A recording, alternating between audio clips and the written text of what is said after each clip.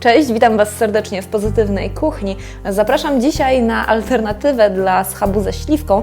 Domowa wędlina, czyli indyk. To jest pierś z indyka, która jest nadziewana morelami z dodatkiem jeszcze kolorowego czerwonego pieprzu i odrobiny orzeszków ziemnych, które możecie też zastąpić pistacjami, a możecie też dodać tutaj na przykład dla kontrastu kolorystycznego troszeczkę kaparów takich ze słoiczka marynowanych. Ciekawa jestem, które dodatki wybierzecie. Można też tutaj natrzeć ją jeszcze dodatkowo wcześniej czosnkiem oprócz soli i oprócz pieprzu. Warto jest przygotować na ostro. Ja dodatkowo piekę taką pierś z indyka, polewając ją piwem i w trakcie, kiedy ona się piecze, to piwo też zebrane na dnie naczynia paruje i mięso całe się nawilża, bo indyk niestety ma tendencję do tego, żeby się przesuszać. Możecie piec w ten sposób, a możecie też zapiec szybko skórkę od góry, a potem piec pod przykryciem w naczyniu żaroodpornym. Dzięki temu też mięso zachowa odrobinę soczystości. Polecam Wam gorąco, przygotujcie z okazji świąt wielkanocnych albo z okazji Bożego Narodzenia lub na domową imprezę, albo po prostu jako dodatek do kanapek, a można też zjeść ją na ciepło.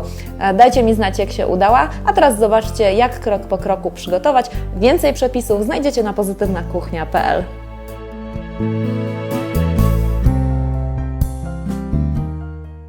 W piersi indyka trzeba wyciąć otwór za pomocą noża kuchennego, taki o szerokości około 2-3 cm i ostrożnie, żeby nie wyciąć go do samego końca, a tak, żeby po prostu nie wyciekła zawartość środka z mięsa.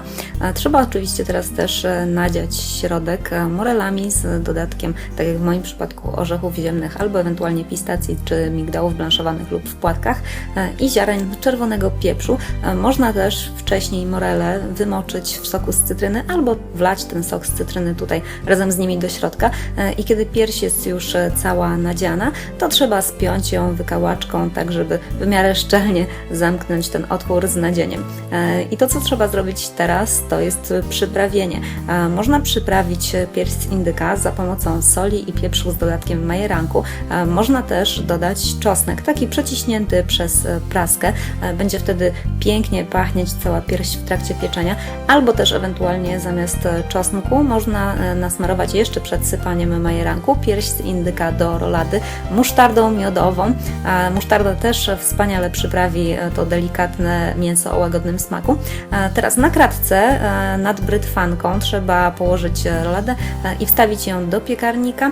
Można jeszcze skropić ją odrobinę piwem i też wlać trochę piwa na dno brytwanki, żeby w trakcie pieczenia parowało i nawilżało mięso.